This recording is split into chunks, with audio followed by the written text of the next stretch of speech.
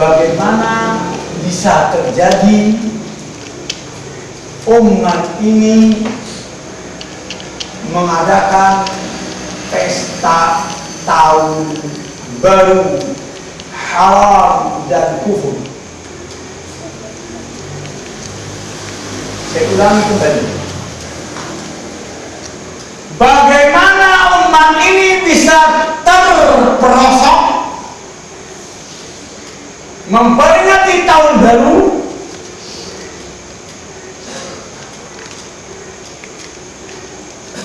yang mana diperingati oleh orang-orang kafir? Perilaku ini kufur dan diikuti oleh umat Islam supaya kelihatan terjadi Islamisme, lalu dibukalah dalam tahun baru itu dengan doa bersama, bukan bertambah bagus, menjadi bertambah parah mereka masuk dalam rangka bid'ah. Saudara, kufur dimasukkan lagi bid'ah. Mereka berdoa bersama di masa tahun baru itu. Lantas mereka berdoa agar terjadi pergantian tahun ini kita pun menjadi orang yang lebih baik. Siapa nabi mereka yang melakukan itu? Adakah nabi dari turunan Israel, Musa melakukan itu, atau Isa, atau nabi-nabi yang lainnya? Kita tanyakan, apakah sebelum orang-orang Nasrani dan Yahudi ada orang yang memperingati tahun baru? Apakah pencetusnya Adam atau turunan Adam, dari nabi yang dari turunan Adam, ataupun manusia yang telah dibawa oleh syaitan? Dari mana rumor ini tidak terjadi? Dari mana dia datang? Saya ulangi, saya peringatkan Anda kaum muslimin, bahaya tahun baru menjebak Anda besok malam. Malapetaka.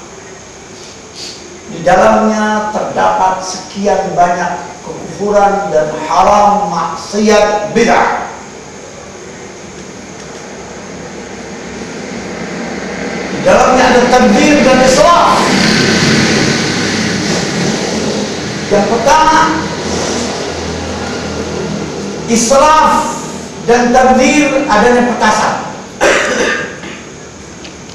dan kembang api. Kenapa itu tidak diberikan kepada orang-orang fakir miskin yang terlantar di bumi ini? Kenapa pesta pora terjadi pada kembang api? Siapa pendiri pertamanya? Bukankah Yahudi? Bukankah Nasrani?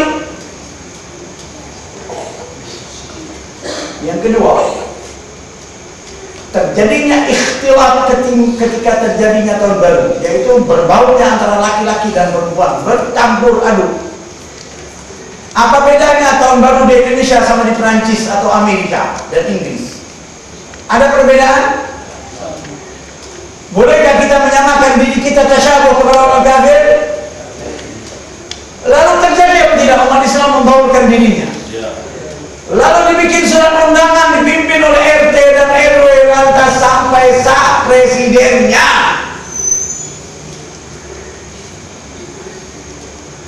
Kira-kira kemana akal mereka? Sudah lintas agama, tak ada lagi istilah Nasrani dan Yahudi, Muslim pun melakukan. Bahkan orang-orang Islam lebih getol ketimbang orang Yahudi dan Nasrani. Kadang si Nasrani yang dalam tahun baru di gereja, orang Islamnya gombrang-gambreng kayak siapa? Iya tak kira-kira? Terjadi apa tidak? Yang mana Yahudi, yang mana Nasrani yang lebih getol antara si Muslim? Kita sudah tidak bisa membedakan. Ini kan acara nasional, internasional. Iya, ada go internasional Yahudi dan Nasrani dan telah go di kalangan kaum muslimin. Lalu ada satu tren, kalau tidak mengikuti tahun baru berarti ada kuno, bukan modern. Nah, dia kuno ketika ia tidak mengikuti tahun baru. Yang sebenarnya kita tanya, siapa pencetusnya? Ketahuilah wahai umat ini, ada 3 ayat memperingatkan manusia dalam surat Al-Baqarah tentang bahayanya Yahudi dan Nasrani. Yang pertama, Al-Baqarah 109.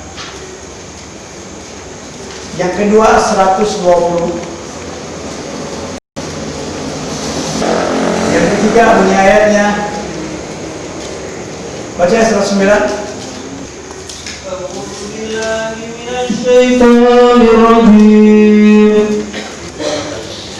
ود كثير من أهل الكتاب لو يردونكم من بعد إيمانكم كفارا حسدا من عند أنفسهم من بعد ما تبين لهم الحق فاعفوا واصفحوا حتى يأتي الله بأمره إن الله على كل شيء قدير.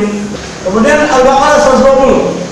ولن ترضى عنك اليهود ولا النصارى حتى تتبع ملتهم قل إن هدى الله هو الهدى ولئن اتبعت أهواءهم بعد الذي جاءك من العلم ما لك من الله من ولي ولا نصير. Sebagai besar, ahli kitab menginginkan agar mereka dapat mengembalikan kamu kepada kekafiran. Jadi ada satu program internasional Yahudi, mulai berdirinya Yahudi sampai hari kiamat. Gerakan ini sudah ada, dari gerakan bawah tanah sampai go internasional, dan terakhir penggeraknya orang-orang Islam setelah dididik oleh orang Yahudi. Apa itu rencana mereka? Mengembalikan orang-orang Islam ini pada kekafiran setelah mereka mengetahui iman. Karena dengki yang timbul dari diri mereka sendiri. Program ini mereka bikin karena kata Allah mengungkapkan keadaan psikologi orang-orang Yahudi dan Nasrani. Apa itu? Karena benci. Mengapa mereka berusaha mengembalikan manusia umat ini pada kekafiran? Kenapa? Benci. Ada satu program kebencian yang sangat luar biasa yang tertanam dari hati orang Yahudi dan mustahil bisa hilang. Bangsa ini dan programnya tidak akan menyelesaikan kasus ini, tetapi bangsa ini akan menjerumuskan umat Islam pada kekufuran karena mereka mengatakan semua agama sama, dan itu bagian daripada program Yahudi dan Nasrani.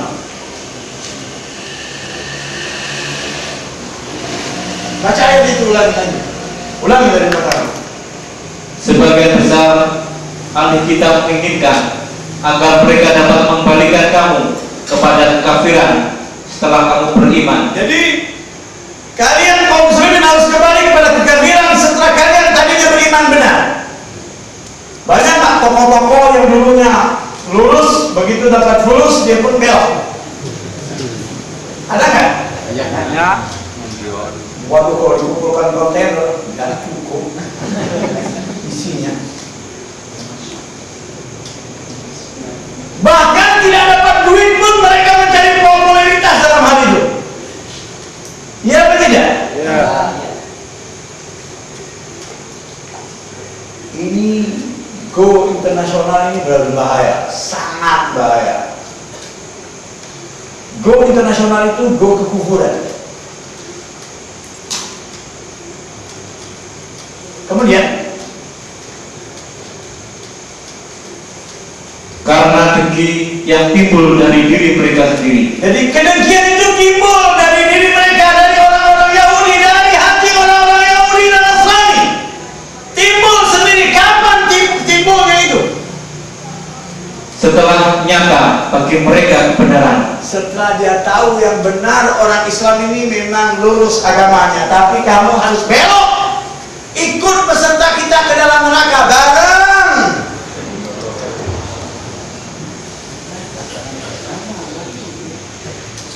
Lalu dibikinlah program itu nasional, internasional dulu, lalu diikuti oleh nasional, baru provinsi, kabupaten, kecamatan, kelurahan, RW dan RT. Ketika Anda tidak ikut, ini ekstrim kata dia ini Islam ortodok katanya, bahaya ini. Sekarang diganti lagi dengan, kalau begitu kamu teroris, apalagi kau berjenggot katanya.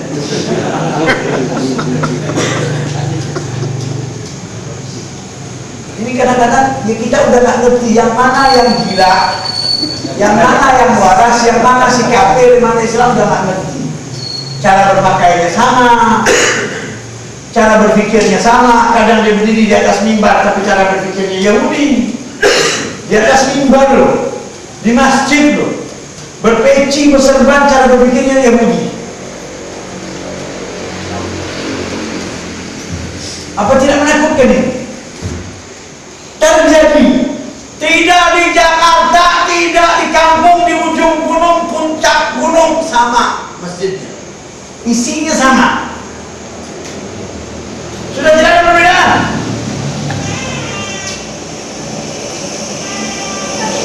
Yang niatnya orang Islam kan?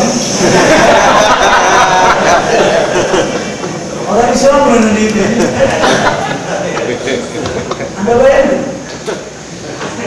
Apa tidak menakutkan? Anak ini besar akan jadi apa? Kalau pernik-perniknya yang kecil saja sudah dikenal oleh mereka. Yang gila pada saat sekarang ini, trompet ini pun nongol ketika malam lebaran. Trompet ini pun nongol ketika malam lebaran. Sudah tidak kita bisa bedakan antara malam tahun baru dan malam Natal dan malam lebaran dan malam 1 Muharram. Sudah tidak bisa kita bedakan.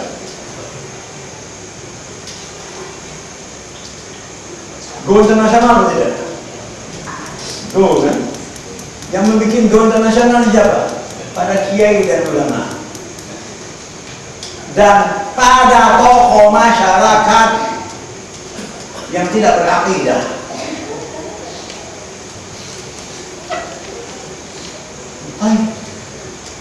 Ini baru satu. Yang kedua, Al-Baqarah 220. Bacalah satu terjemahnya. Orang-orang Yahudi dan Nasrani tidak akan senang kepada kamu jika kamu mengikuti agama mereka. Bukan agama, bukan kalian mau dikembalikannya kepada agama mereka Yahudi dan Nasrani. Tetapi di situ dikatakan, "Walam tarda 'anka al-yahudi wan nasara hatta tattabi'a millatahum." Millah itu cara berpikir. Din itu agama. Millah itu cara berpikir. Dia ingin mengembalikan umat Islam ini cara berpikirnya seperti cara berpikir Yahudi dan Nasrani. Sekarang kalau Anda tidak percaya, Anda ambil satu program, kumpulkan satu Yahudi, satu Nasrani, satu Muslim, tanyakan kepada mereka, jawabannya sama. Tidak kita dapatkan perbedaan antara jawaban Yahudi, Nasrani dan orang Islam. Iya enggak? Iya atau tidak? Kalau nggak percaya, coba tanyakan tentang partai kepada orang kafir Yahudi, tanyakan kepada kafir Nasrani, tanyakan kepada seorang Muslim yang berserban sampai dia nggak mampu bawa kepalanya. Jawabannya sama, tidak berbeda.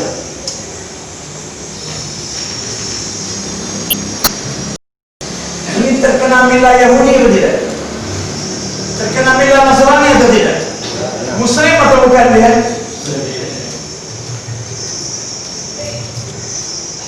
Saya ulangi kembali. Musuh kalian ialah kekufuran. Orang-orang ini hanya membawa kekufuran, perilaku dan cara berpikir yang berbahaya. Dan yang lebih berbahaya daripada mereka, orang Islam yang dididik oleh mereka. Orang Islam yang dididik oleh mereka ini lebih berbahaya daripada mereka, karena begitu si orang Muslim Dia pakai kalung salib tidak Nasrani. Orang Islam bisa lagi. Tadi atau tidak? Ya. Tapi kalau dilihat dia sudah namanya, wow, gelarnya seberet, dia Muslim, tokoh cendekiawan berbicara tentangnya, orang Islam akan nimbrung, lebih berbahaya lagi. Orang yang dididik oleh Yahudi ketimbang Yahudinya lebih berbahaya orang yang dididiknya. Karena begitu umat Islam mengenal Yahudi, wah nggak benar katanya. Tapi melihat begitu dia, ini orang Islam, dia tidak tahu ini siapa. Ini perkataan Allah, ungkapan Allah terhadap orang-orang kafir. Tidak mungkin Allah salah. Yang ketiga, Al-Imran ayat 68. 69. Apa itu? وَدَّتْ طَائِفَةٌ مِّنْ أَهْلِ الْكِتَابِ لَوْ يُضِلُّونَكُمْ وَمَا يُضِلُّونَ إِلَّا أَنفُسَهُمْ وَمَا يَشْعُرُونَ. Yahudi dan Nasrani punya cita-cita untuk menyesatkan umat Islam, mengecaukan mereka dalam agamanya, walaupun mereka sendiri tersesat. Segolongan dari ahli kitab ingin menyesatkan kamu, padahal mereka sebenarnya tidak menyesatkan melainkan dirinya sendiri. Jadi Yahudi dan Nasrani itu punya keinginan untuk menyesatkan umat Islam apapun caranya. Anda lihat, program kesehatan Yahudi itu berbahaya. Begitu dilihat dari sudut pandang kebajikan, semuanya baik, tetapi terjadi bencana. Saya kasih tahu satu aja pada Anda. Contoh nilai positif di dalamnya ada syaitan yang sangat berbahaya. Apa itu? Bukankah senam itu bagus? Menjaga stamina. Betul atau tidak? Benar. Begitu Anda disuruh senam, pakaiannya pun ketat. Senam tapi pakainya ketat. Badannya sehat, imannya rontok. Ini terjadi masuk ke dalam rumah tangga Anda, bahkan televisi sendiri memampangkannya, bikin program. Lantas orang rumah Anda jingkrak dalam keadaan pakaian ketat, sehat. Dia pun ngelap pakai keringatnya, pakaiannya ketat. Orang lain melihat. La haula wala quwwata illa billah.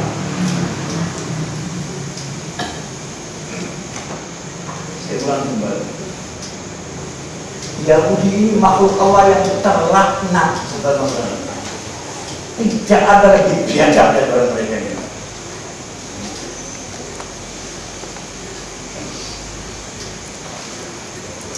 Mereka punya program internasional seumur hidup jangka panjang, yaitu program hidup sehat dan tua, panjang umur. Program hidup sehat dan panjang umur ini program Yahudi, tertulis di dalam Al-Quran. Dan mereka punya program ingin hidup sampai usia 1000 tahun. Maka ada sensus orang paling tua di dunia. Lihat monyet, lihat Yahudi sama Nasrani ketika mereka tua. Lihat muka mereka, sama atau beda? Al-Baqarah ayat 96. Ini program kesehatan Yahudi yang sangat luar biasa. Cina kalah program. Program hidup panjang umur Cina itu kalah. Siapa yang Anda percaya? Dokter apa Allah dan Al-Qurannya? Saya tidak ngerti. Baca ayatnya, baca terjemahnya, siap tafsirnya. Al-Baqarah ayat 1. Dan sungguh kamu akan mendapati mereka manusia yang paling loba pada kehidupan di dunia. Jadi orang yang paling loba pada kehidupan dunia. Mereka punya program yang sangat luar biasa tentang kehidupan.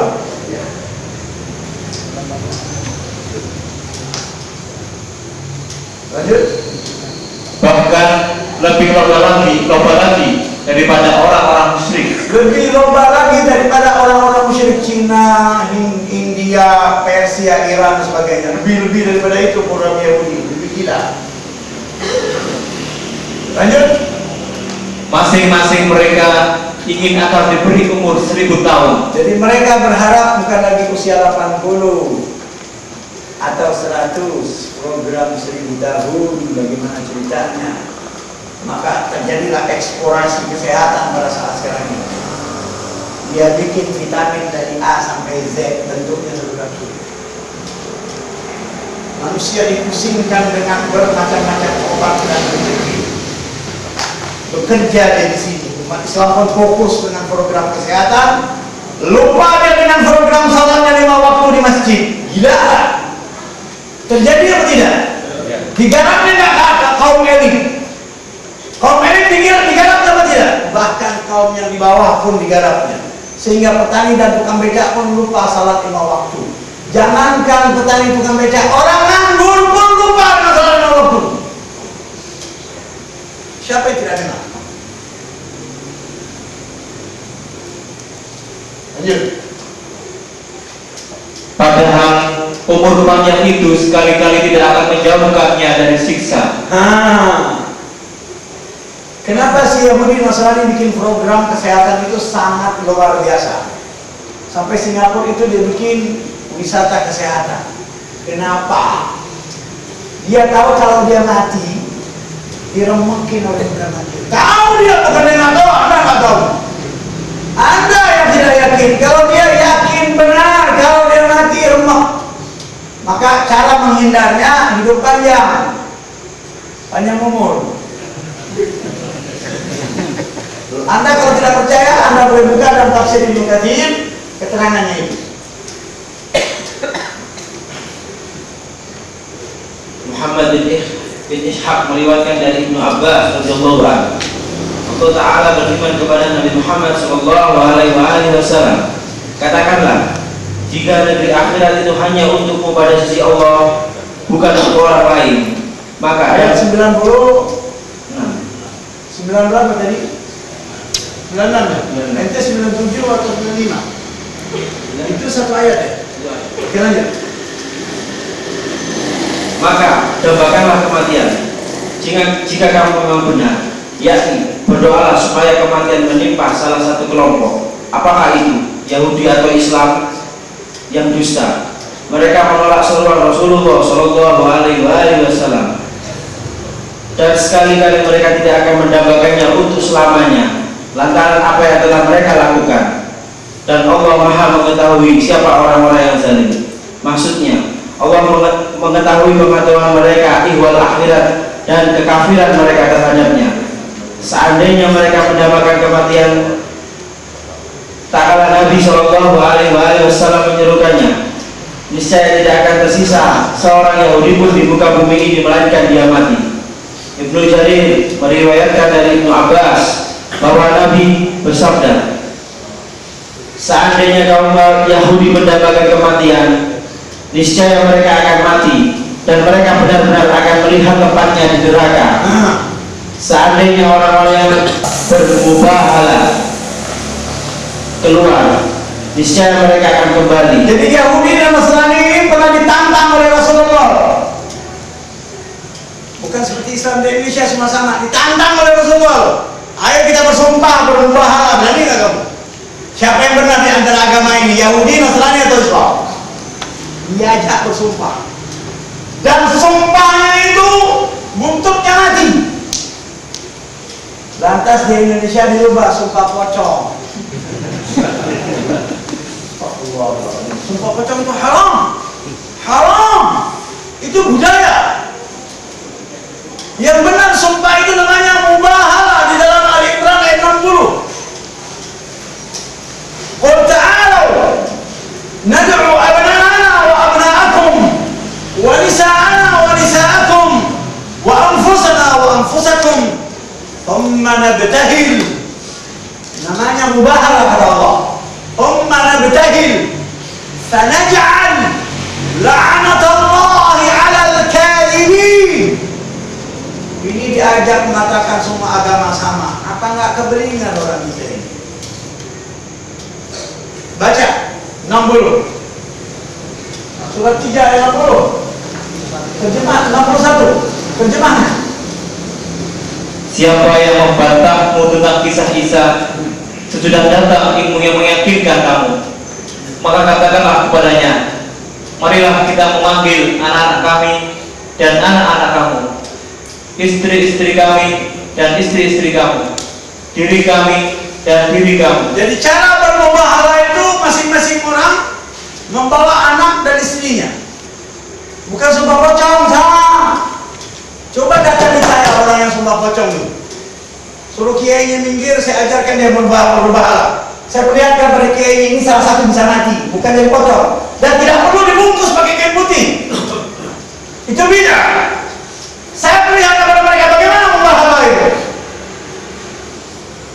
Jadi suatu ajaran Islam dikemas dengan budaya sehingga rusak Islam ini.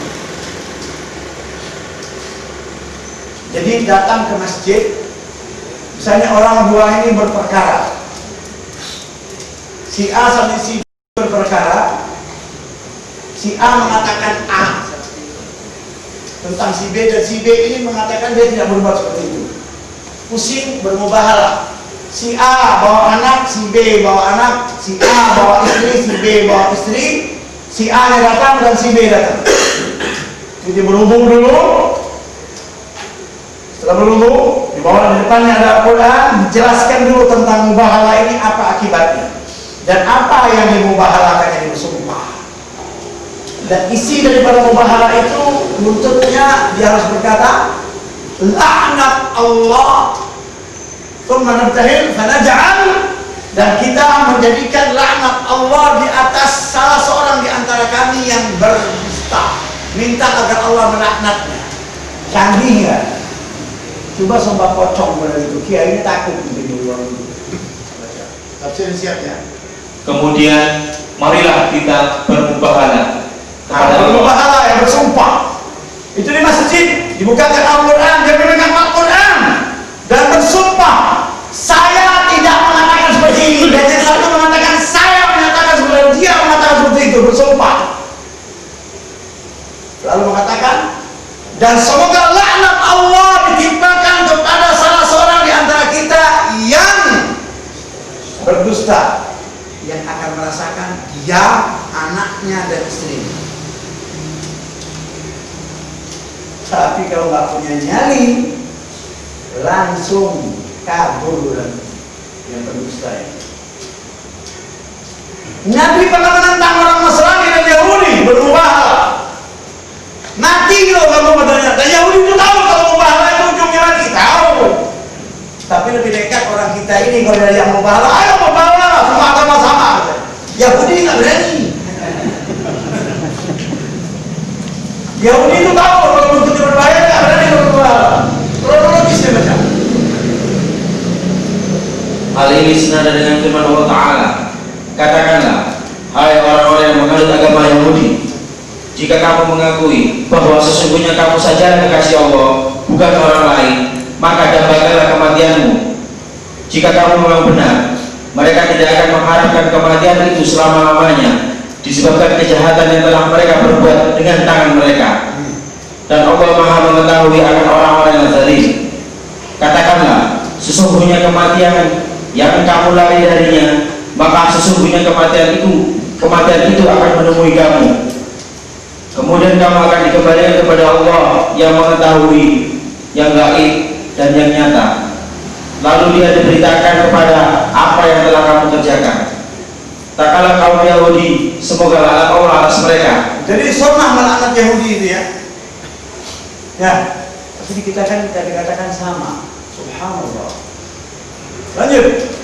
Beranggapan bahwa diri mereka sebagai anak Allah dan kekasihnya, serta mengatakan sekali-kali tidak akan masuk surga kecuali orang Yahudi atau Nasrani. Maka mereka diajak bermubahalah dan mendoakan buruk kepada salah satu kelompok yang berdusta, baik itu kelompok Muslim maupun Yahudi. Setelah mereka menolak ajaran itu, kelompok Muslim yakin bahwa mereka zalim. Orang Yahudi itu menerima ajakan sumpah ataupun kabur? Tadi Nggak berani dia. Tapi orang Islam di kita ini nekat, gimana bermubahalah. Semua agama itu sama.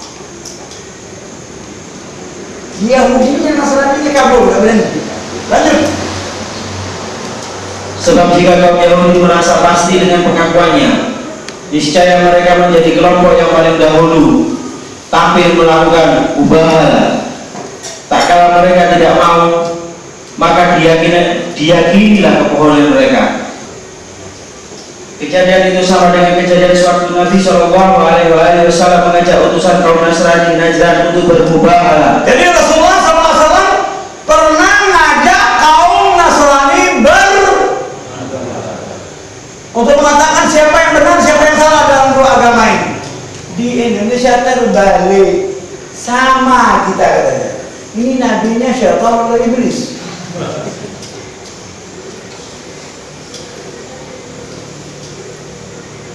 Lanjut. Padahal hujah tengah mengalahkan mereka dalam berdebat, kesombongan dan keingkarannya. Maka Allah berfirman, siapa yang membantahmu tentang kisah-kisah sesudah datangnya ilmu yang meyakini kamu, maka katakanlah kepadanya, marilah kita memanggil anak-anak kami dan anak-anak kamu, istri-istri kami dan istri-istri kamu, diri kami dan diri kamu. Kemudian marilah kita bermubahalah kepada Allah dan kita minta supaya laknat Allah ditimpakan kepada orang-orang yang berdusta. Boleh itu? Bersumpah seperti itu boleh. Minta agar laknat Allah diturunkan kepada salah seorang di antara dua orang yang bertikai. Kalau salah satu di antara mereka salah satu yang berdusta. Boleh itu, canggih itu. Mubahalah. Lanjut.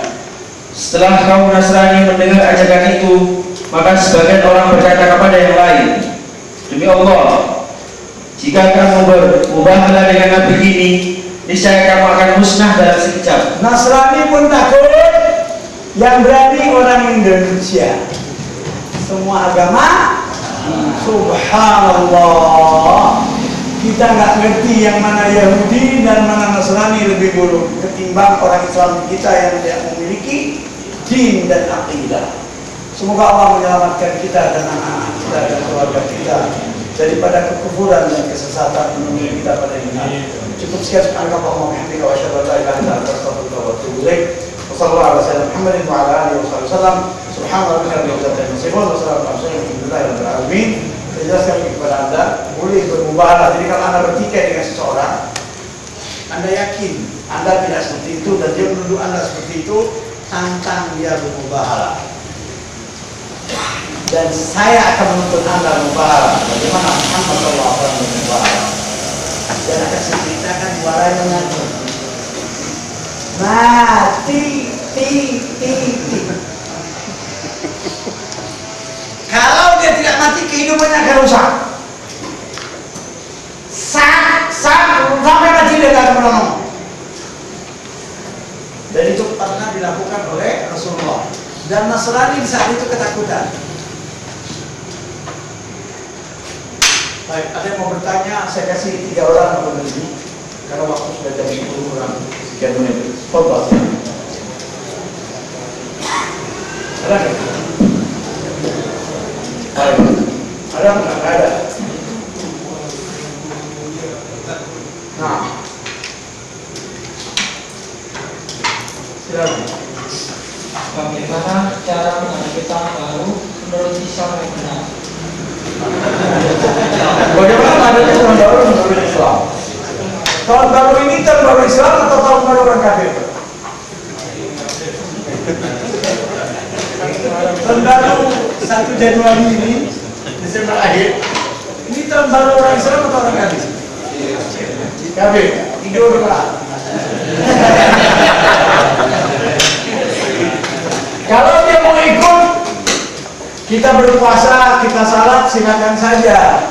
Tapi ini seluruh perbuatannya tidak akan diterima oleh Allah mereka. Baik, ada lagi yang lain? Nah,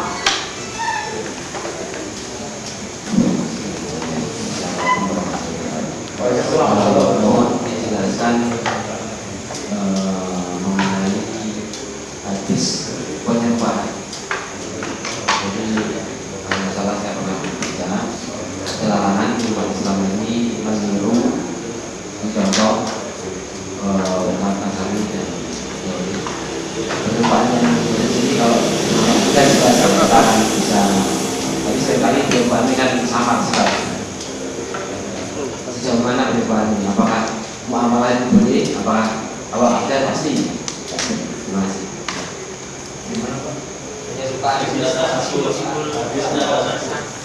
Hadisnya tasyabuh. Lantas tadi kemudian tentang muamalah. Nah, saya katakan gini, kita tidak boleh tasyabuh dengan Yahudi dan Nasrani dalam berpakaian dan cara hidup. Ada satu gaya internasional dan diikuti oleh para kiai dan anak-anak kiai dan cucu-cucu kiai, makan seperti syaitan, berdiri. Ini pengikutnya kiai, anak kiai, cucunya kiai, cicitnya kiai pun masih ikut makan berdiri dan dia bangga. Ini cara makan syaitan. Tasyabuh, pencetusnya Yahudi.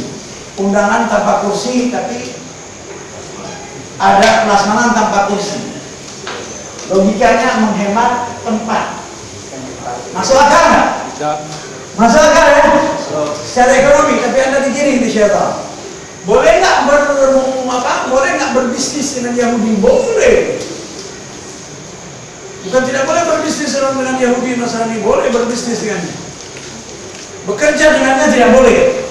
Berbisnis dengannya boleh. Kalau dia sakit boleh dibantu. Kalau dia terlantar tidak punya apa-apa, Anda boleh masukkan dia rumah sakit terbaik dunia.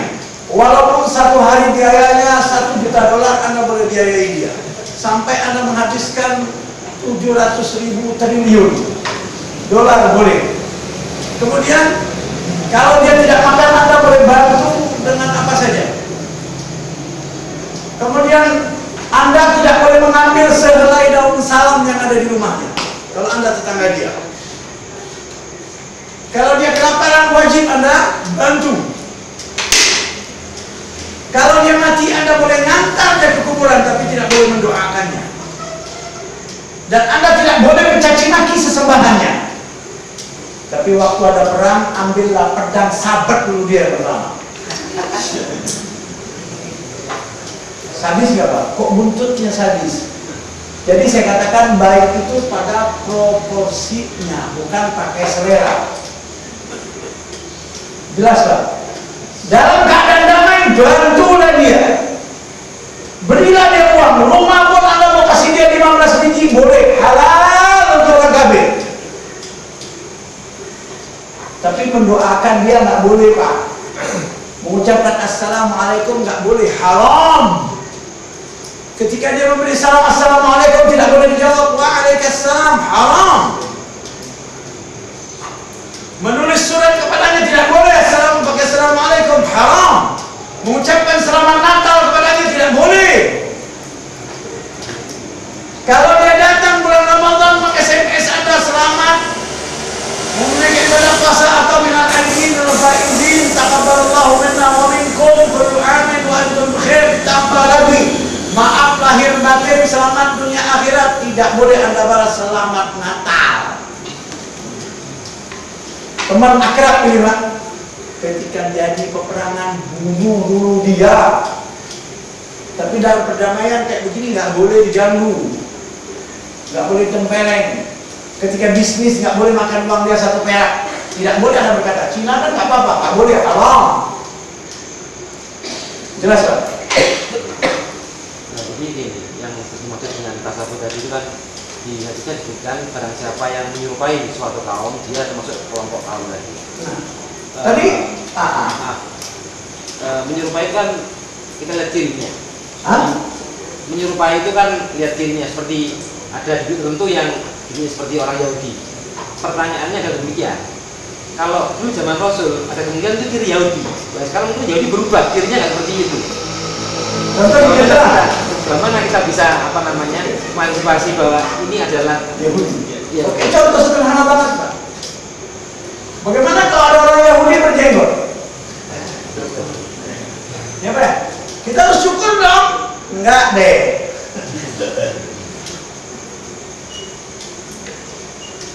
Yahudi dan Nasrani boleh ikut kita, tren kita, tapi kita tidak boleh ikut tren dia. Jelas Pak? Nanti orang Yahudi dan Nasrani memperingati hari raya kita. Wah, kita nggak pakai hari raya dong. Nanti ada orang Yahudi dan Nasrani puasa, kita nggak boleh puasa dong. Nggak gitu deh, nggak sepuluh itu. Islam itu pintar. Tapi pintar bukan berpendidikannya di UIN atau di Gajah Mada, UIN, terus di Wijaya, enggak apalagi di Boston, tempat iblis, kan keluarnya Dajjal. Bukan itu, Pak. Jadi orang Islam itu dia dididik dengan Al-Quran dan As-Sunnah, dikenalkan jejak Nabi mereka. Siapa Nabi mereka ini? Bagaimana perilakunya, bagaimana sikapnya, bagaimana cara hidupnya. Umat Islam dikenalkan dengan salawat, Pak. Dia tidak dikenalkan dengan sirahnya Muhammad sallallahu alaihi wasallam. Jadi bagaimana mengenal Yahudi? Kenali dulu Nabi Anda, baru Anda waspada terhadap Yahudi.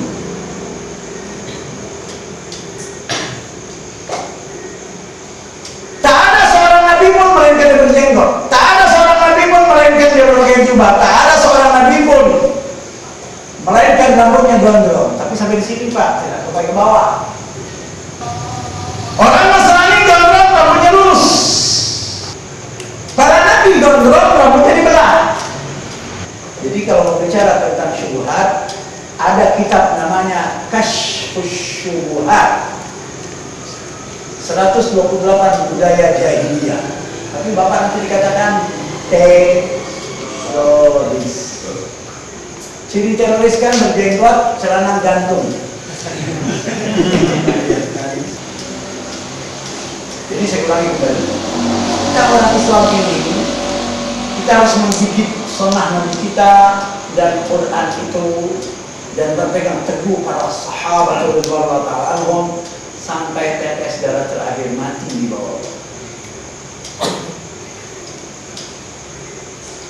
Caranya bagaimana? Kita harus punya kitab di rumah, buku, bukan kitab kuning. Kalau Anda bisa bahasa Arab, saya akan rekomendasikan buku-buku yang pakai bahasa Arab. Kalau Anda tidak mengerti bahasa Arab, saya rekomendasikan buku-buku yang sudah diterjemahkan dalam bahasa Arab, dari bahasa Arab ke dalam bahasa Indonesia. Dan harus ada perpustakaan di rumah untuk benteng anak-anak. Nah, budaya ini nggak sanggup menjegal Yahudi dan Nasrani. Budayawannya jadi Yahudi Nasrani, Pak, di Indonesia ini. Coba pisahkan budayawan sama Yahudi Nasrani. Jadi Natal ikut, semuanya ikut. Jadi apa? Cina jebol bikin orang bule, jadi modernisasi. India kacau, apalagi kita budaya yang tidak jelas. Ini masuk, ini masuk, ini masuk. Nah, saya katakan lebih bentengnya apa? Memiliki akidah, menyatukan persepsi dengan Allah. Jadi ketika kita iman kepada Allah itu satukan dulu persepsi. Cara menyatukan persepsi kita terhadap Allah itu dengan Allah itu, kita sepakati dulu Al-Quran itu seperti apa sih, bagaimana sih, dan sebagainya. Sunnah itu bagaimana sih, Allah itu bagaimana sih, Muhammad SAW itu bagaimana sih, malaikat itu bagaimana sih, surga itu bagaimana sih, neraka itu bagaimana sih. Ada satu kesepakatan. Nah, cuman saya bilang kalau Anda ngaji jangan bawa otak sisa berantem ribut sama anak dan istri, sisa kantor, sisa puyeng dibawa tanpa ada kertas sama pulpen, walaupun tip bawa.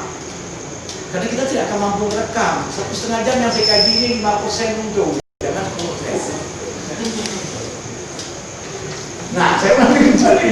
Bukan saya bilang kita harus punya data. Tidak kita harus pintar. Bapak harus mencari nafkah. Anak-anak Bapak harus mencari nafkah, harus bisa dikasih ilmu untuk mencari maisha, tapi dia harus dikasih juga agama. Tidak semua anak harus jadi kiai. Nanti rujit, Pak. Kalau semua orang jadi kiai dan bermurid nanti, Pak, jadi lahan kacau lagi gitu loh. Jadi saya ulangi kembali.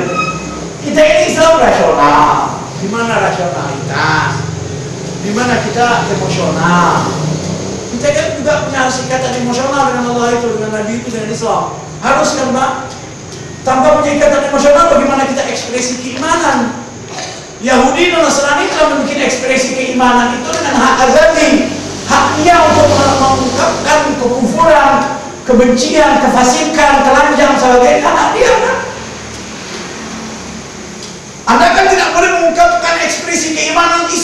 begini, orang kafir negara nggak boleh Pak.